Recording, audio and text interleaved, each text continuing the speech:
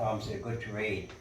This first one follows up Juno talking about Dougie Cole in a way. He was a friend of mine back in the early 60s. We were kids. We were sort of about 15, 16-year-olds. And we used to be poachers. We used to go and poach mullet. We used to set nets right across the river. In those days there were no fishing inspectors. But when he got older, we both got in a bit of trouble for that sort of thing. But then Dougie became an elder of the land around. There's a street named after him, Cole Street, named after his grandfather, I think. He became the game warden. He became the local fishing inspector. And this poem is for another friend of ours called Kevin Gilbert, who I was in prison with once. Kevin is a really great poet. It's called Rock Carving with Kevin Gilbert. The fish outlined on the rock is the shape of a mulloway. We are moving here under a fine yellow rain, pouring from the spear wound in its side. A lyrebird dances above, trembling the morning silk air. We fish with two swamp harriers, sweet whistling killers like us, who cut fish throats and clasp up bunches of silver nerves, calling under stars convicts hacked in the cliff face. We crush oysters with rocks and throw them in as burley into the tide we call our Milky Way. After a while, stingrays come on the bite, then one after another, brown-winged, humpbacked, yellow-bellied bull ray fights to its death. We cut some free and watch others slide over carvings of themselves back into the drink as the rock mulloway moves its shallowing grooves. The story about Kevin is that he was published by the publisher that published one of my first books, Swamp Riddles, Phillips Roberts at Island Press. And Phil did these beautiful hand-set books in monotype, and they had and Kevin's book had lino cuts that he'd done, and they were beautiful. The book took Philip maybe a year to do in his, by hand on this one press and on this beautiful antique paper.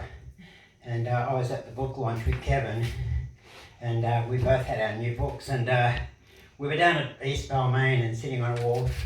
Everyone had gone home, and Kevin had his book, and he just ripped it up and threw it into the water at Darling Point Wharf. I couldn't imagine doing it to such a beautiful book. I said, "Why did you do that, Kevin?" He said, "They bloody well corrected all my punctuation and fucked it up." And he was very angry. I learned a lot that night from that, because I was an editor at the time. It took a while for that to sink in, what that really meant. This one's called the Stone Curlew.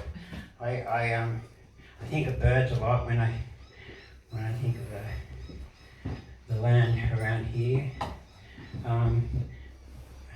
Try not to sort of make them too human. Rather than that, I did this poem. The Stone Curlew. I'm writing this inside the head of a bush stone curlew. We have been travelling for days, moving over the earth, flying when necessary. I am not the bird itself, only its passenger, looking through its eyes. The world rocks slightly as we move over the stubble grass of the dunes. At night, shooting stars draw lines across the velvet dark as I hang in a swing of light between the bird's nocturnal eyes. The heavens make sense. Seeing this way makes me want to believe words have meanings, that Australia is no longer a wound in the side of the earth. I think of the white settlers who compared the curlew's song to the cries of women being strangled, and remember the poets who wrote anthropomorphically, as I sing softly from the jelly of the stone curler's brain.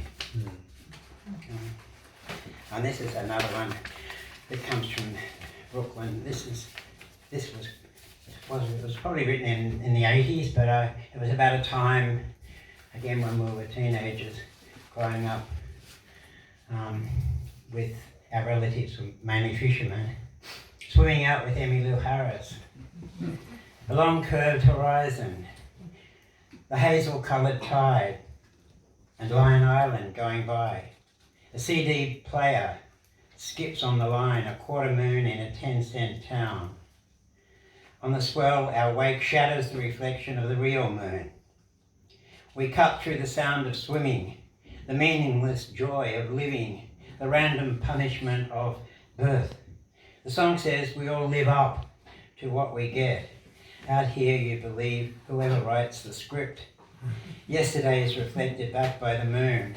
Mothers wash the sickly smell from a dozen ruined shirts every Saturday afternoon.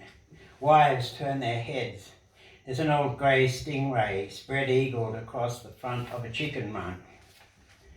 Oops. 3 crows hop around it, the breeze ruffling their satin collars. They plunge their black beaks into the lukewarm flesh. Emmylou, your sweet holy music drifts through the new curtains. Your song folds itself around the shack, filling our backyard, flowing through our days. Out on the back veranda where old Dutch sits, slumped 2 days into his latest coma. Sweet Lord, sweet poison, sweet, sweet music. And this one, I wrote a lot of elegies when my friends died, and this happened when Brett Whiteley died. I went up to Barara and I was just giving up drinking.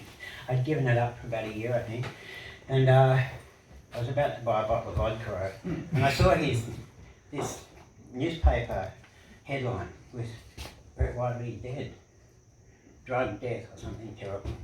So I wrote this poem about that. This is a part of a longer poem. Windy Drop Down Creek, which is out the back there. It was a blustering winter. I saw his name in headlines, flapping outside a shop next to the chemist. Death turns up and life goes on, incredibly. What can you feel when the day turns to stone? On the river, the bowerbirds dart through the mangroves in little troops, the females trailing the colour of their olive backs in streaks, painting the air with olive ribbons, whirring bowerbird light in quick curves around their bowers, flecked with the blue tokens of their sex, the bits of jagged indigo, pegs of ultramarine, spikes of cobalt, the dilatory lapis lazuli of a male's eye, the pure blue deeper than cold blood in a blocked vein. I remembered heroin's white abyss and couldn't speak, so turned with my little packet from the chemist, walking out, whistling into the asphalt square of the car park. Then I drove right around the block to the grog shop. Oh, vodka simplify the world. While down in Calabash Creek, the birds whirred above their bowers, trailing silky olive ribbons, pushing time back and forth, uncovering and covering and calling out blue light.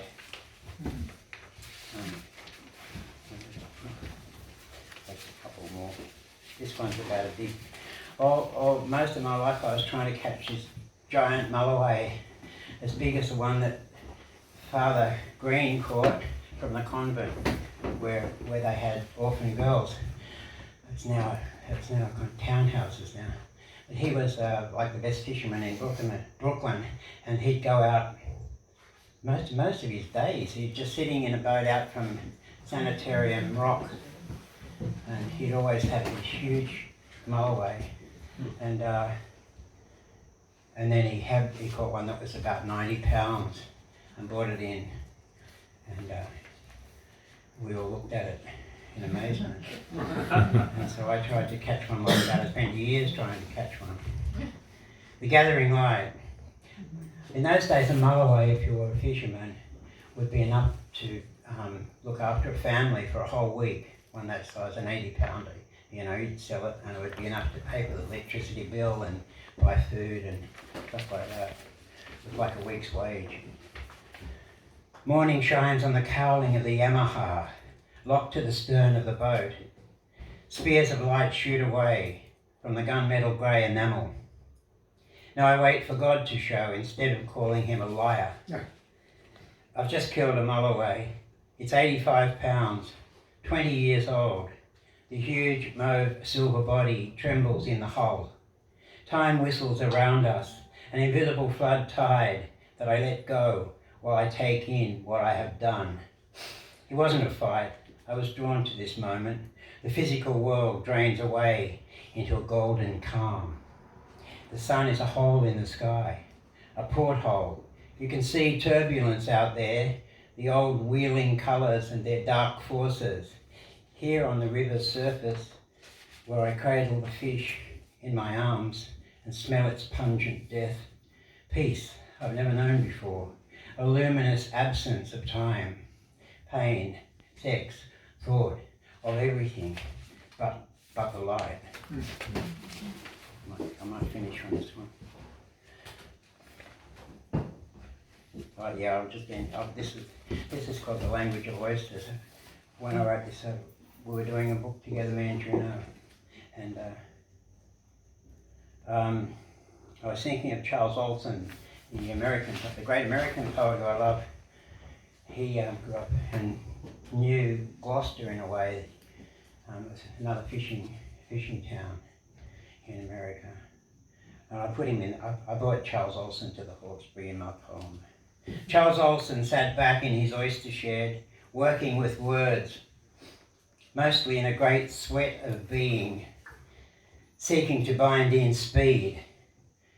Looked at his sheaf of pages, each word an oyster, culled from the fattening grounds of talk. They were nurtured from day one, from the spat fields to their shucking. Words, oysters, plump with life. On Mooney Creek, the men stalked the tides for corruption. They spend their nights in tin shacks that open at dawn onto our great brown river. On the right tide, they ride out into the light in their punts, battered slabs of aluminium with 100-horse Yamahas on the stern, hammering tightly away, padded by high tech, sucking mud into the cooling systems. The motors leave a jet of hot piss in the wake. These power heads indicate the quality of the morning's hum. New boys don't wake from dreams where clinkers crack, where mud sucks them under, their grandfather's hands fumbling accurately, loosening the knots. Back at the bunker, the Hessian sacks are packed, ready, and the shells grow into sliding white foothills. A freezing mist clenches your fingers. The brown steam, now cold as fire, plunge in and wash away last night's grog. In middle morning, singing and wanting the week to fold away till payday. On the bank, spur-winged plovers stroll in pairs, their beak wattle chipped by frost, each day blinking at the crack of sun. Stalking for corruption, science. Blue algae drifts through your brother's dream of Gold Coasts, golf courses, the first settlement.